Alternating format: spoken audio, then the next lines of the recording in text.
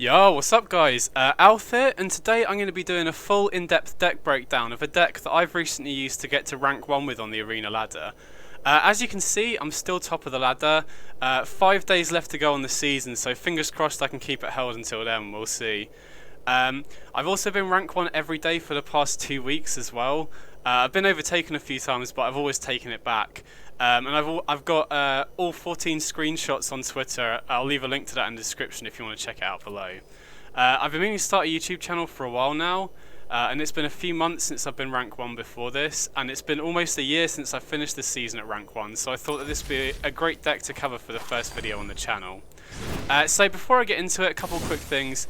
There's going to be a Scryfall link at the top of the description, and if you click on that, it'll have the full deck list there that you can easily import into Arena if you want to try the deck out for yourself.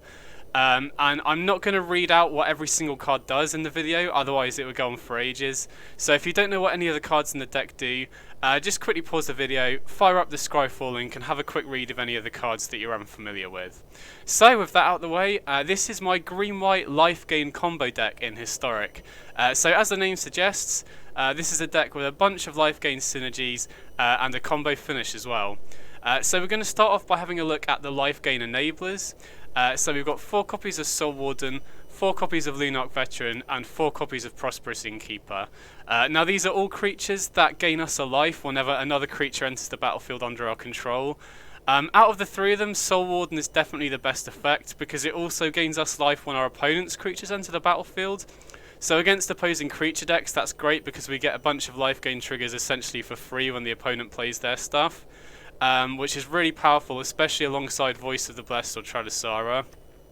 Innkeeper and Veteran only gain us life when our own creatures enter the battlefield, but Innkeeper also puts a treasure into play when it enters the battlefield, which is really sick because it allows us to cast Collected Company on turn 3, which is the most powerful card in the deck. And if Innkeeper survives, and we get lucky and hit Heliod and Scurry Oak off the company, we can combo off as early as turn 3, which is really strong. We also have Yasharn and Ajani in the sideboard, so Innkeeper allows us to cast them on turn 3 if we bring them in.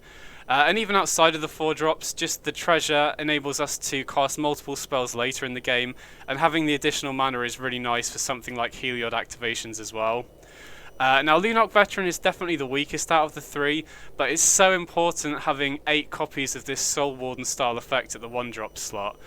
Because our most powerful curve outs in a lot of cases involve playing Lunarch Veteran or Soul Warden on turn 1 into Voice of the Blessed or Tradisara on turn 2 and start putting counters on it. So having redundancy of this sort of effect at the 1-drop slot is so important. You know, if we were only running 4 copies of Soul Warden, the chances of us doing that curve out are way lower. And Lunarch Veteran also does have the slight upside of being able to be played from the graveyard for the disturb cost, which just gives us something extra to do with our mana later in the game, and we can also use it to trigger our other life gain enablers if we need to. So those are the ways that we gain life in the deck. Now let's have a look at the payoffs. So we've got 4 Voice of the Blessed, 4 Tradisara, and 4 Heliod Sun Crowns. So Voice of the Blessed is the newest addition to the deck from the latest set Crimson Vow. And this card basically just solves all of the problems I had with the deck previously. So my previous builds of this deck, I was running Ajani's Pridemate in that slot. I'll just bring it up for those of you who don't know what it is. Pridemate is basically just a worse version of Voice of the Blessed. And whilst Pridemate was good in this specific slot I wanted it in, it did have some real problems. First of all, it was really difficult to get through damage with it. Against any deck that can produce chump blockers. Ajani's Pridemate can get big quickly, but it doesn't have trample or flying, so if the opponent can produce chump blockers, it basically never gets in for damage. Also, if we do attack with it against a creature deck, Pridemate was often our biggest blocker, so if we did attack, then the opponent would be able to attack back pretty freely the following turn, which also meant that you didn't really want to attack with the Pridemate in a lot of situations. And also, it doesn't give you any protection against flies at all. You know, you can have a really big Pridemate on the ground, but if you're playing against a deck like Is It Phoenix and they're just attacking you in the air, Pridemate basically doesn't do anything in that slot. And so, Pridemate did feel like the weak link in the deck. And Voice of the Blessed basically solves all of those problems at exactly the same mana cost, because once you get 4+1/+1 counters on it, which is really easy to do in this deck with the amount of Lifegain enablers that we've got, it gains Flying and Vigilance. Now Flying is sick because it allows us to force damage through in the air. You know, that solves one of the big problems that Primate had. Vigilance is great because it means that we can attack in and keep it on defense both against ground creatures and flyers.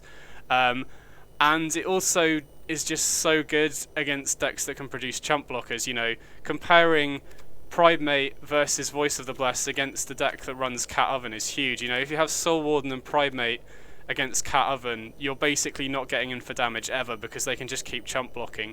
But Voice of the Blessed, once you give it Flying and Vigilance, is so sick because you can just start attacking in the air with it. It also has an extra ability where it gets indestructible at 10 counters. Now for the most part that's not really relevant. You know, it does come up occasionally because we have so many Lifegain enablers, but once you've got 10 counters on it, it's basically just winning the game anyway. But again, it's a nice upside. Either way, I can't really overemphasize how great this was for the deck. I feel like the deck was good before, but with Primate as the weak link, there were some weaknesses. But now Voice of the Blessed has basically been the perfect replacement for it. And the other big upside of that is that, you know, the Lifegain synergy stuff with Voice of the Blessed and Trelisara is kind of the plan B to our combo. And since Voice of the Blessed is so much better than Primate, our plan B is now really strong as well. I've won so many games without even needing the combo just on the back of how powerful Voice of the Blessed is. So yeah, just basically fix the weak link in the deck single-handedly. Then we've got 4 copies of Trelisara Moondancer. So similar to Voice of the Blessed, but instead of getting keywords, we scry one every time we gain a life. And the scry on this is really, really nice. I can't overemphasize how important it is. First of all, because it fixes our mana. You know, we can dig for lands if we need them and scry them away if we don't. We're a very synergy-based deck, so if we already have Lifegain enablers, we can use Trelisara to dig for the payoffs. Similarly, if we have the payoffs, we can dig for the enablers as well. And we're also a combo deck, so if we have, you know, part of our combo, we can dig for the last parts. We can also dig for company as well, so the scry is really important. The obvious downside of Trelisara is that it's legendary, but I still think running 4 copies is really important because it's a card you always want to see, and it isn't too bad to draw in multiples either, because if you have a Trelisara on the battlefield and it's surviving, you're normally in a good spot anyway. If the opponent does have removal, Trelisara is normally the first card that they'll use the removal on, so then you just get to play the second one from your hand anyway. And it does sort of have protection from its own legendary ability as well, because once you start scrying with this, you can scry Trelisaras to the bottom. So once you have the first one in play, you're less likely to draw it in multiples because you can scry away any ones off the top of the deck. And finally, one last upside of Trelisara is that when we're comboing off with Trelisara on the battlefield, we can technically scry through our entire deck, and we do have a couple of one-ofs in the sideboard, so being able to dig for them with Trelisara is really nice. But I'll get into that more when I get to the sideboard. And then finally, Heliod Sun Crowns. Really good card in the deck, kind of no matter what else you have it with. You know, if you have it with the Lifegain enablers, we can just start putting a bunch of counters on stuff. If we have it with Voice of the Blessed or Trelisara, we can start giving them lifelink to get big swings in the life totals and also start putting more counters on it. It's not too difficult to turn it into a creature either. We do have a lot of stuff with white pips. You know, Apparition and Voice of the Blessed both have double white, so it's not too difficult to turn Heliod into a creature. And it's also an integral part of the combo that I'll get to in a second. Next up, we've got 4 copies of Skyclave Apparition. Absolutely fantastic removal against basically every deck.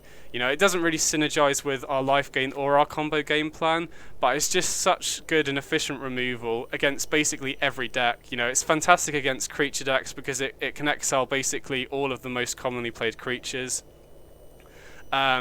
Even against the control decks where you think it might be a little bit more dead, it still has good targets. You know, blue-white control playing Portable Hole, 5-color Niva playing Territorial Carview. So there are very few matchups where Apparition doesn't have a good target. And additionally, it can deal with most of the hate pieces that people bring in against us as well. Rampaging Ferocodon and Roiling Vortex are the main ways people try to shut off the life gain. Apparition can deal with both of those. And Grafdigger's Cage is also commonly brought in to shut off Collected Company, and Apparition can deal with that as well. We can also hit Apparition off Collected Company as well. So yeah, if you're playing a white-green Collected Company deck, Apparition is just an absolute staple. So good.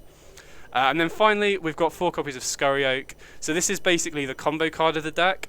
And for those of you who are unaware, the combo, basically you need one of your Lifegain enablers alongside Heliod and Scurry Oak. And so say for example we have Lunarch Veteran with Heliod on the battlefield, and we've got Scurry Oak in hand. If we cast the Scurry Oak, it enters the battlefield, which triggers the Lunarch Veteran, which gains us a life, which triggers the Heliod. We put the Heliod counter onto the Scurry Oak, which triggers the Scurry Oak, puts a 1/1 into play. The 1/1 entering play triggers the Lunarch Veteran, which gains us a life, which triggers the Heliod. We put the Heliod counter on the Scurry Oak. The Scurry Oak then puts a 1/1 into play, which causes us to gain a life. So as you can see, we've got a loop going here, which technically puts infinite 1/1s into play, gains us infinite life, and puts infinite 1/1 counters on the Scurry Oak. Now I say technically because obviously we're playing on Arena and you have to manually click through everything. So in reality, you'll time out way before you even get close to hitting the token limit. So it's just do the loop as many times as you think you need to win, basically. And you do need to be prepared to play it out because it's not an instant win the game combo. There are multiple ways the opponent has of winning once you've done the combo. The most common of these are sweepers, you know, Wrath of God style effects. If you combo off, the opponent can easily just play a Wrath the following turn and they're straight back into the game. There's also some other ways, you know, 9 Life Solemnity stops you winning through combat damage, so it stops it. Archon of Absolution makes you pay 1 for each of your attacks, so you won't have enough mana to attack him with all your squirrels. And then you've got some more fringe cards like Declaration in Stone and Deputy of Detention can both exile all of your squirrel tokens. So you do need to be prepared to play it out because it doesn't win the game straight away. A couple quick tips to help you while you're comboing off. If you go to your options and go to gameplay, you want to make sure that this box is ticked here, the one that says auto order triggered abilities. Because if this isn't ticked, if you have multiple triggers going on the stack when you're comboing off, so if you have a Voice or Trelisara, or if you have multiple Lifegain enablers, every time you're doing a loop, you'll have to wait for this box to come up to order your triggers and then click continue. So it's just something, it just takes longer and takes extra clicks when you're comboing off. So just make sure that you have this ticked when you're comboing off. And to be honest, you might as well have this ticked the whole time you're playing the deck. The only time I've come across 2 instances where you want to have it unticked. The first of which is if the opponent has something that stops your life gain or stops you putting counters on something that you can deal with Apparition, so something like a Rampaging Ferocidon or a Solemnity.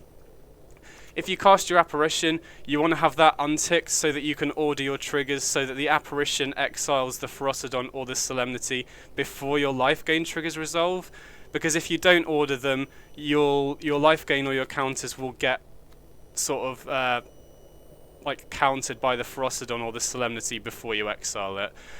The other situation where you want to have it unticked is if you bring your Sharn in. If you have a life gain enabler and Trelisara on the battlefield, and you cast your Sharn will search your library for lands, so you want to make sure that you search your library before you scry, otherwise you're basically losing your scries. But other than that, those are the only 2 instances I've had to untick that box, so as long as you can remember that, you might as well keep that ticked and it will just make the deck a lot quicker to play. And then finally, last card in the deck is Collected Company. Like I've said, this is just the best card in the deck, and I honestly think that this is probably the best Collected Company deck in the format as well. We can hit all of our non-land cards off Company. If we've got life gain enablers, we can dig for the payoffs, but also, more than that, all of our combo pieces can be hit off Company, which allows us to win at instant speed. You know, like I said, if we play Innkeeper on turn 2, we can Company, and if we hit Heliod and Scurry Oak, we can combo off at the end of turn 3. But yeah, just the ability to combo off at the end of our opponent's turn is super strong. And even if we don't hit the combo, if we hit Voice of the Blessed or Trelisara, that can often set us up for a win either way. Then the mana base, 24 lands has been a good number for me. You know, you hit your 4th lands most of the time for Company, and both Trelisara and Innkeeper can help out with your mana situation a bit as well. Only running 1 utility land in Castle Ardenvale, and that's because even though we're running a 2-colour deck, we do have quite stringent mana constraints in the deck as well. You know, we want an untapped white on turn 1 for Soul Warden or Veteran, and we want untapped white and white-green on turn 2 for Innkeeper or Trelisara or Voice of the Blessed. And without the white-green fast lands in the format, that's actually, you know, not as easy to set up as you think. So I would advise against cutting any lands to add extra utility lands in, because then you'll start running into problems where you can't curve out properly. And in a format as fast as Historic, stumbling on your mana can often be the difference between winning and losing the game. So yeah, I would advise against running more than one utility land for that reason. So that's the main deck. I'm really happy with the main deck in general. Going to quickly explain why I like this particular build. You know, the main two ways I've seen of building the Scurry Oak combo deck. First one is like this, which is more built around the Lifegain synergies.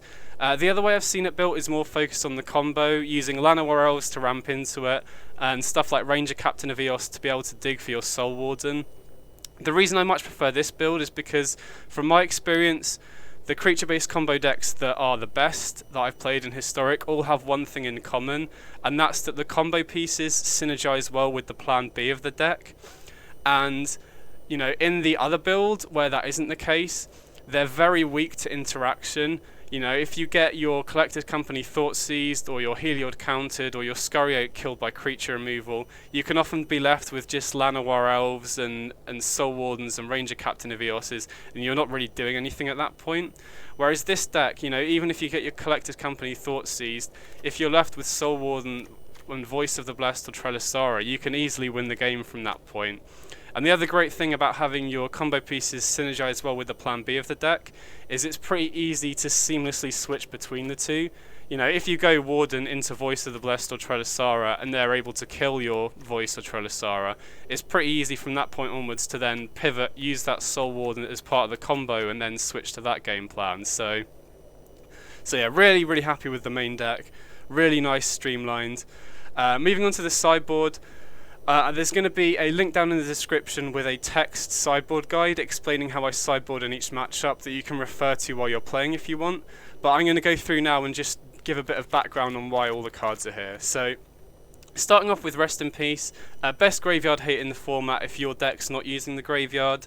Great against Phoenix, that's shutting off their Phoenixes coming back, as well as Delirium for Dragon's Rage Channeler and Unholy Heat. Great against the Cat Oven decks, at shutting off the Cat Oven engine. You can bring in one copy or maybe even two against the Opus Gearhulk decks to shut off their probably most powerful late game engine. And then obviously against decks that are heavily built around the graveyard like Arcanist or Reanimator or Dragonstorm, this is absolutely backbreaking. So really nice utility at slowing down the more degenerate graveyard decks. 2 copies of Gideon Blackblade. This is predominantly here for control matchups, and the reason I'm running this over any of the other cards that are decent against control is, first of all, our deck. The main problem with our deck against control is board sweepers. That's what we're most weak to. So we want to avoid playing anything in the sideboard for control that is also weak to board sweepers. So something like Shifting Ceratops you wouldn't want to run. A card like Adante Vanguard was something I considered, because that is very good against Wrath of God style effects and is also very nice with Heliod. However, Adante Vanguard is very weak to Portable Hole, which is another commonly played removal spell that they're likely to have in high numbers after sideboard. So Gideon Blackblade is great because it dodges most of their removal. You know, it can't be killed by Wraths, can't be killed by Portable Hole, survives Lightning Helix. So if we can actually get this to resolve, it's very difficult for them to deal with. Can pressure their life total, can pressure their Planeswalkers, and if we can get it up to 6 loyalty, we can remove a problematic card as well. So, very good card against control, basically. And control is one of our worst matchups, so I think it's important to have something dedicated for them. Next up, we've got 3 copies of Yasharn. This is here pretty much exclusively for the sacrifice decks, whether that's Jund Citadel, Jund Food, or the green-black Lurus deck. This is just absolutely great against them. It can be quite a close matchup, especially if their interaction lines up well against what we've got, but Yasharn just completely shuts off all of their engines, and unless they have a removal spell, it just slows them down to a complete halt and allows us to set up our win, basically. Next up, we've got 3 copies of Reprobation. This is here predominantly for Hushbringer. I'll just bring that one up as well in case you're unfamiliar with it. Hushbringer is a card that basically shuts down our entire deck and is a bit of a nightmare. So Hushbringer is a 2-mana 1/2 with flying and lifelink, and it says creatures entering the battlefield or dying don't cause abilities to trigger. So this shuts off all of our Lifegain enablers, which in turn shuts off all of our Lifegain synergies and our combo as well. Now usually we'd rely on something like Skyclave Apparition to deal with Hushbringer, but Hushbringer also shuts off the Apparition ability, so as you can see it literally just shuts off our entire deck. So we need something in the sideboard to be able to deal with it. The reason that we're running Reprobation over any of the other commonly played removal spells like Portable Hole or Declaration in Stone is because Hushbringer is mainly run, or it's kind of only run in auras, and the most commonly played auras decks, which are Black, White and Abzan from my experience, they both use Kaya's Ghost form as a way to protect their creatures. And so if they play Hushbringer and put a Kaya's Ghost form on it, Portable Hole or Declaration in Stone no longer work as removal because they'll just get the Hushbringer back and it will continue to shut down your deck. So Reprobation is kind of a guaranteed way of shutting off the Hushbringer effect even if the opponent has Kaya's Ghost form on the Hushbringer. Additionally, it's just great against their other creatures as well. You know, if they go Spirit Dancer, Sram or Sithis into Kaya's Ghost form, we can use Reprobation to shut off the effect of that creature and they don't get it back off the Ghost form either. Now it might seem kind of extreme dedicating 3 sideboard slots just for a card that's basically a sideboard card in one specific deck in the format, but first of all our deck is very streamlined and synergistic. So the more cards we cut from our main deck games 2 and 3, the less consistent our deck becomes overall. So in general, we're sideboarding quite lightly in most matchups, and against a lot of the creature decks, we're not even sideboarding at all because our main deck is so well set up against them. So that means that we do have slots in the sideboard to dedicate for more narrow purposes like this. Also, I don't think this deck is being targeted at the moment, really. I think that's one of the main reasons I've been able to do so well on the ladder with it. And so if this deck becomes more popular, a very easy way to respond to that is to run auras with 4 Hushbringer in the sideboard.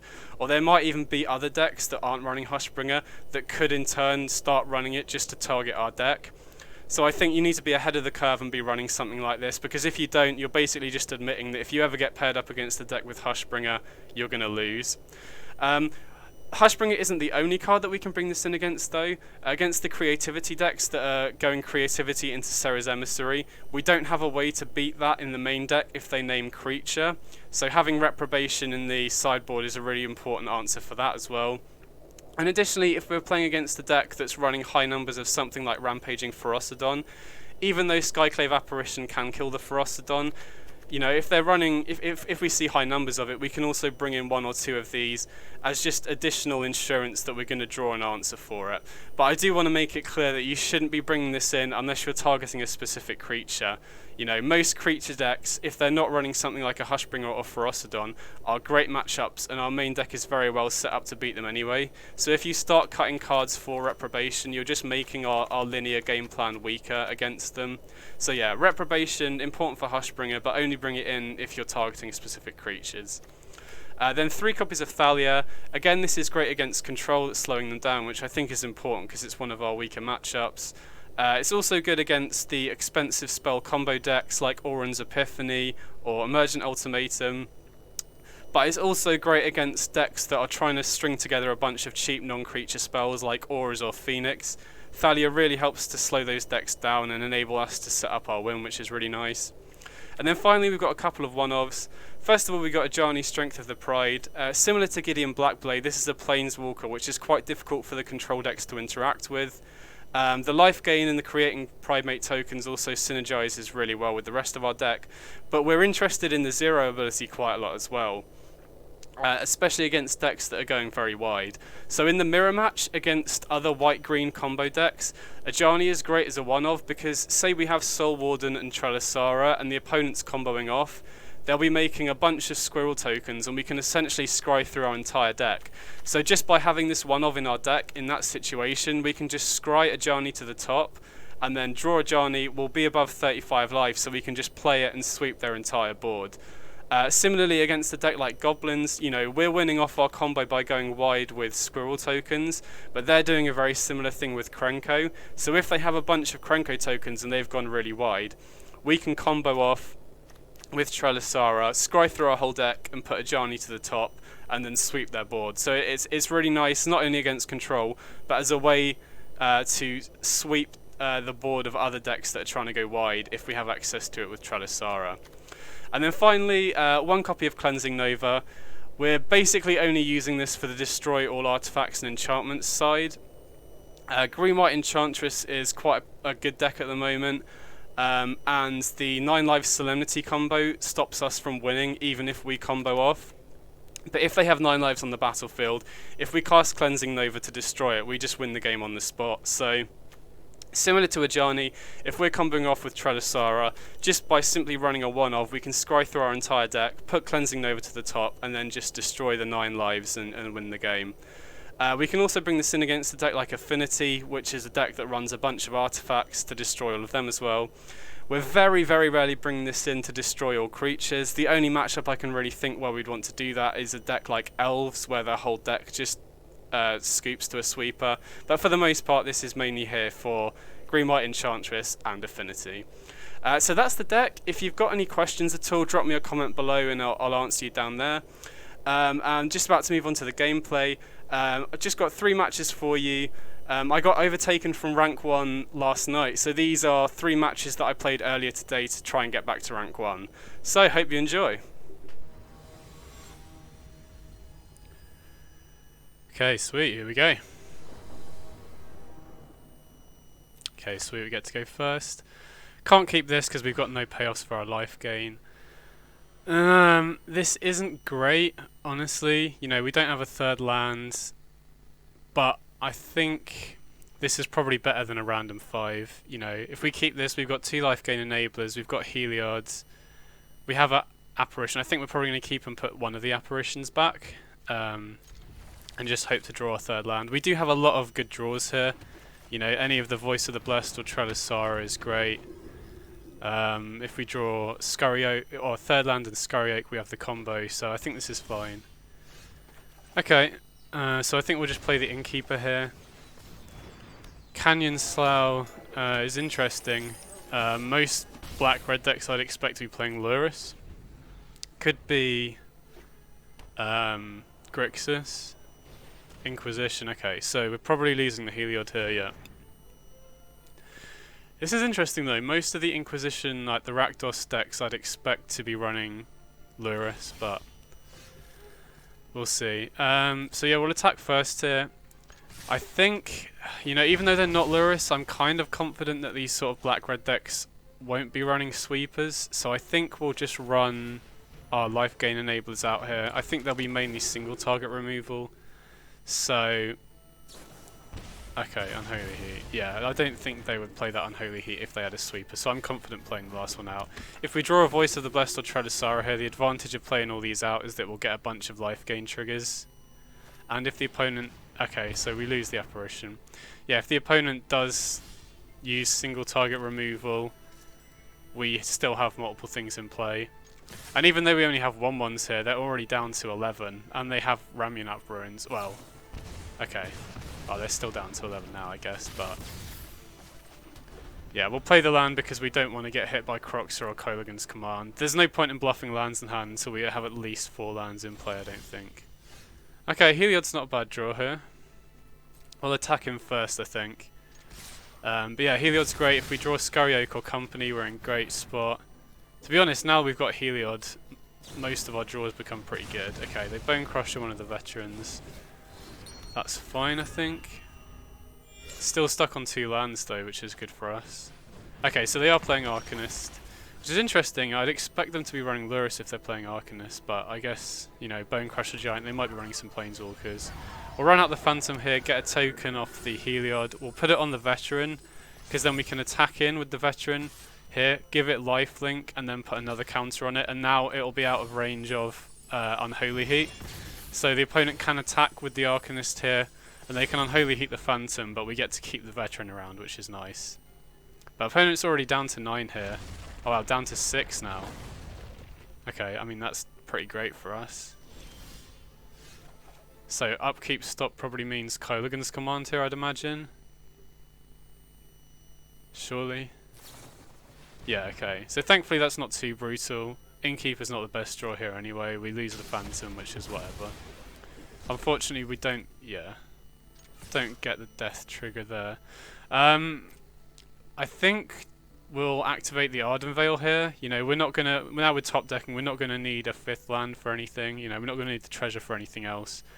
And if we do this, we can make the Veteran a 4/4 before we do damage, and we also get to put another creature into play that we can give lifelink with Heliod. So opponent goes down to 2. Feel not bad about this spot. Sorin, okay. So they are running planes. I guess that's why they're not running Lurrus. They want to run Planeswalkers and Bone Crusher. Oh wow. Okay, that's a great draw. We just win the game then. So we combo off there. Yeah. So I know the opponent's scooped, but if we'd have been comboing, we just keep putting counters there. So Rest in Peace. You know, even though they're not playing Lurrus, I think Rest in Peace is still good against their deck if they're playing Arcanist. I think we're going to cut definitely an Innkeeper. And maybe a Trelisara as well. You know, it is legendary, so I think cutting 1 copy is kind of free. Yeah, I think we do want both Rest in Peace. You know, 2 isn't... You're not as likely to draw the 2nd copy. I don't think this will be as useful against the non-Lurrus build, because it looks like they're... You know, running Bone Crusher Giant and Planeswalkers, which aren't weak to Graveyard Hate, but Arcanist can be kind of brutal, so I think Rest in Peace is good. I'm not 100% sure if cutting Trelisara was correct, though, thinking about it, because, you know, we do need a high density of threats to... Okay, sweet, yeah, this is a good hand. Yeah, but we need a high density of threats, so... If this goes to a game 3, I could potentially see cutting a 2nd Innkeeper and keeping the 4th Trelisara in, just because we, you know, if the opponent has a lot of 1/1 removal, oh, that's a great draw. Yeah, we'll cast the Rest in Peace here. But yeah, if the opponent has a lot of 1/1 removal, we basically need threats that aren't Lifegain enablers to pressure the opponent. So we'll play Rest in Peace here. And if the opponent taps out for a creature or something, we can then cast Veteran into Voice of the Blessed and dodge Unholy Heat, which is great. This hand is kind of vulnerable to Thoughtseize though. But you know, I feel good about getting a Rest in Peace in play, and we have so many good draws here. You know, any of our life game payoffs are absolutely sick. And yeah, I guess they're probably a deck that runs sweepers. So Valky here. Not too bothered about that. You know, the Valky ability isn't ever going to really go off because they're not going to want to turn their 2/1 into a 1/1. So not the best spot here, but like I said, we do have a lot of good draws. You know, any of our Voice of the Blessed, Trelisara, Heliod are good. Okay, blank the Thoughtseize, that's great. Company's great. Scurry Oak, if we can find Heliod's good. I mean, I'm pretty happy for them to spend an Unholy Heat on a Veteran. Okay, that's a great draw. Let's hope they don't have another Unholy Heat here. Let's see. Okay, it doesn't look like they do. Trelisara. I mean, there's an argument to keeping this, because if they have removal, then we have a 2nd one. But if they don't have removal, and they have a Kolaghan's Command or a Croxer, and we're just holding a Trelisara in hand, they're just going to get rid of it essentially for free, so... I think bottoming's fine, hopefully hit something good. If they have removal, so be it, but I think it's kind of risky against the deck running at least Kolaghan's Command. We haven't seen Croxer yet, but it wouldn't surprise me, just to keep a creature in hand like that. Okay, that's not a good draw, obviously. I think we'll attack first here, though. I don't think they'll block. I don't know what they could have. Okay, so they did have the removal. So yeah, I do, obviously now I regret, in hindsight, regret not keeping the Trelisara on top. But, you know, if they had Croxer or Kolaghan's Command, it would have been pretty different there. Oh no, they do have Kolaghan's Command. Okay, so we're getting punished for playing that land out there. I think bottoming the Trelisara was fine, but maybe playing that land out wasn't. I was thinking if they had Croxer or something that they could just get rid of that land for free, but yeah, we should have held that land in hand. That was a misplay. I mean, even then though, oh well. We'll keep this as a bluff to Collected Company. Hopefully they won't attack. But yeah, even if we'd kept that land in hand, they would have still killed the Veteran, or they would have had Kolaghan's Command for the Voice of the Blessed anyway, so I don't think we would have been in much better spot if I had held on to that land. We are going to hold on to this one though. You know, they called our bluff on the Collected Company, so I don't think they're going to be... Oh well. Again, I don't think it matters holding on to that land though. You know, we don't have anything that costs more than 4, so I think holding on to the land there to bluff something is probably a good shout. Okay, this is... We're dead on board next turn now, so we need company here basically. Okay, game 3 it is then. I mean, we'll bluff company again just on the off chance they don't attack, but yeah, okay, sweet. Game 3 it is. So yeah, I think I am going to cut the second Innkeeper and bring back one of the Trelisaras here. Just because that was a game where we didn't have a high enough density of actual threats. And, you know, this is a matchup where they're going to be targeting Trelisara with their removal, so having multiple copies isn't really as much of an issue here, because we'll almost definitely be able to cast the second one. But I feel like overall this shouldn't be too much of a bad matchup. Okay, this is a great hand. You know, very Thoughtseize proof. We have 2 enablers and 2 payoffs. Loads of good potential draws. You know, Scurry Oak is the combo. Company is great. Yeah, this is a good start. See what the opponent's got. Okay, sweet. So we get to cast the Trelisara and put it out of Unholy Heat range, which is important. Scurry. Okay, we have to keep that. So we have the combo, which is really nice. Let's see what the opponent's got here. Okay, I think we'll attack first, and then... Do we play Heliod after? No, I think keep information from the opponent. Attack first, and then play the Heliod. So we would really like to see a land here. If we see a land here, we can play Veteran first, before the Scurry Oak, and then they can't kill the Soul Warden. Okay, I think we have to go for Scurry Oak before combat here, because if it goes off, we can win with the Trelisara. Okay, so they do kill the Soul Warden, unfortunately. But I still think we're in a decent spot here. We have the Veteran and we still have Scurry Oak on board. Even if they kill the Scurry Oak, we still have Trelisara plus Heliod. We have Apparition as removal. I feel, yeah, pretty confident about this spot. I mean, if they have removal, they probably need to hold on to it for Scurry Oak. Okay, Shatterskull Smashing, yeah, makes sense. Okay, that's a sick draw. So we can go Veteran into Voice of the Blessed. That will turn Heliod into a creature, and then we're getting in for a bunch of damage.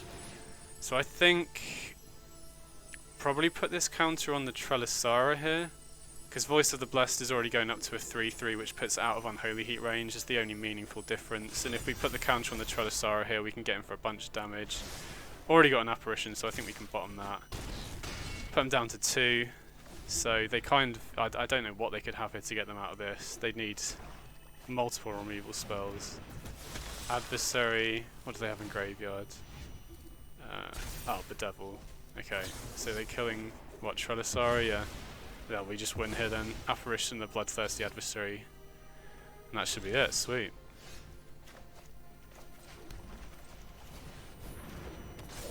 So opponent did have kind of a weak draw here, but we'll take those.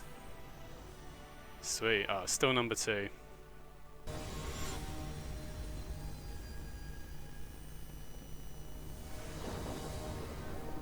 Okay, sweet. Get to go first. Oh man, okay. This hand we can't keep. It has the double problem of 2 tapped lands, and also if the Voice of the Blessed gets killed, we're kind of running on empty. This is decent. Well, yeah, it's not too bad. We've got a good curve out here. And we've also got a lot of good draws off the top of the deck as well. Okay, Selfless Saviour. Not really sure what the opponent's on yet. It could be a number of things. We'll play out the Voice of the Blessed here.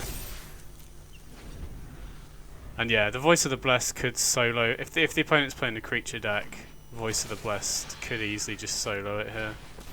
Okay, Thalia. So maybe they're playing green-white humans with Savior to protect their creatures. I think we'll just play Scurry Oak out here, put another counter on the Voice of the Blessed, and then, you know, if we draw a Heliod here, we can just combo off, which is sick.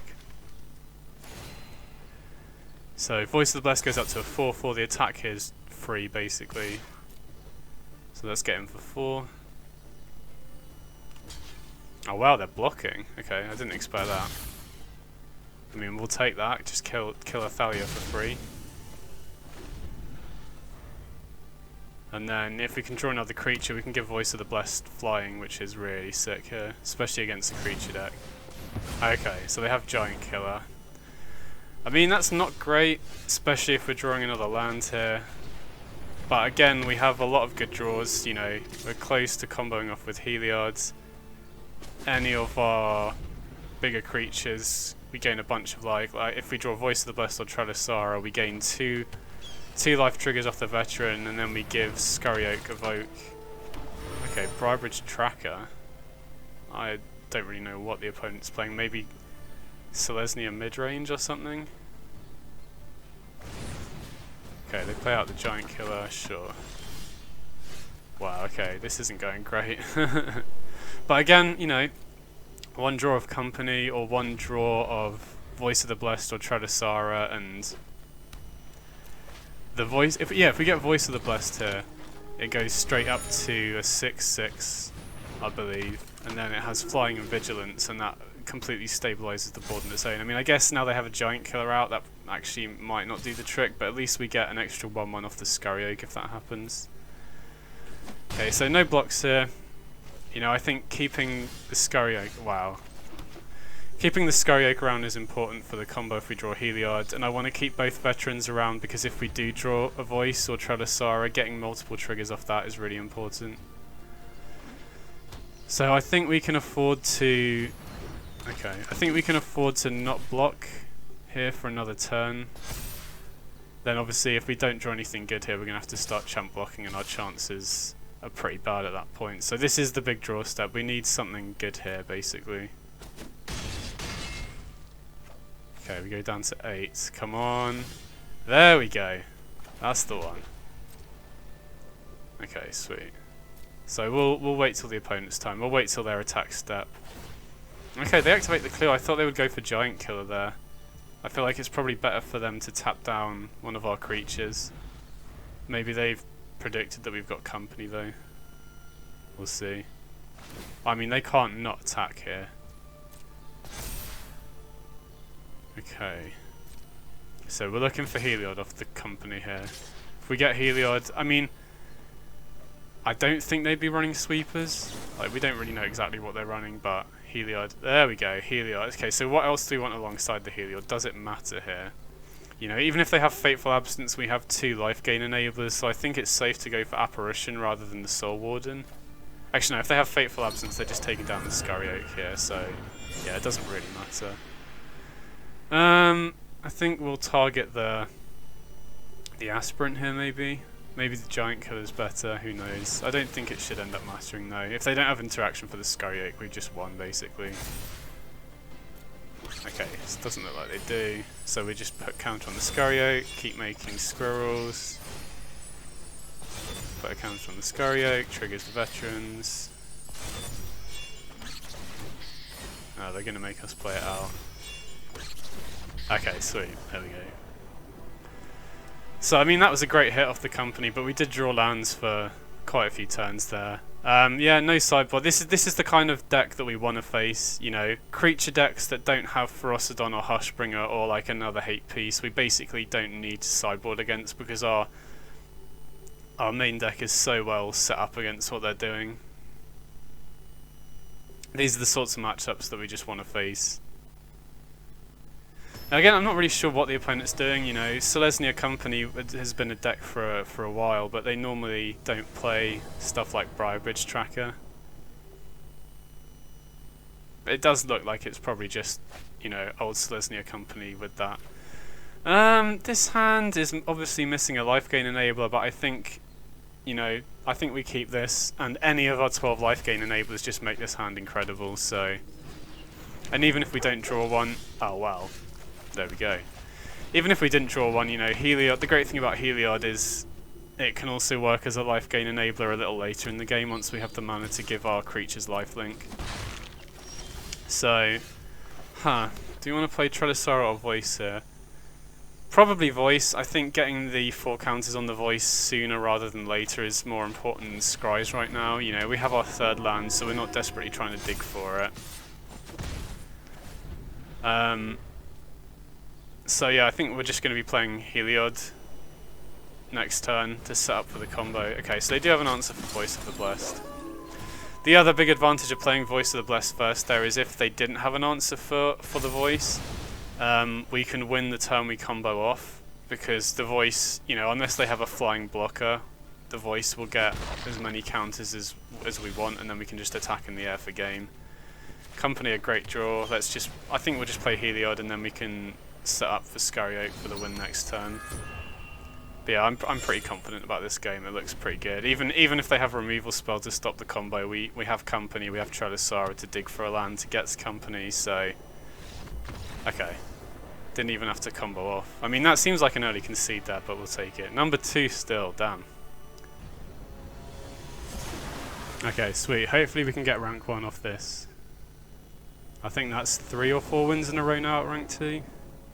Okay, sweet. We get to go first. Yeah, this looks good. We do need a 3rd land ideally, but we have the enabler and we've got multiple payoffs and apparitions, so... Lovestruck Beast, that's one I've not seen in a while. Lead on the Innkeeper here. No point in playing out the Warden off a treasure this turn, might as well wait till next turn. So, I mean, Lovestruck Beast is weird. Maybe they're playing Teamer Adventures, but we've not seen Blue Mana yet. So we'll play the Warden out here first, just in case they have Bone Crusher Giant for one of our Lifegain enablers. We'd still... Oh, they don't. But, I mean, if we'd played the Voice of the Blessed out first there and they had a Bone Crusher, we wouldn't have gained as many... I mean, I guess they'd have killed the Voice of the Blessed either way, so it didn't really matter, but probably better to sequence it that way. Okay, so a bit unfortunate we didn't draw a land there, but we'll just jam this Voice of the Blessed. The first one gains flying, and unless they have interaction here, we're just running away with the game. I mean, this just...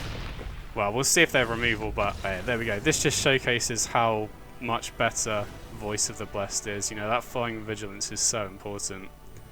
Again, similar to that last match, I don't think we're going to be sideboarding here.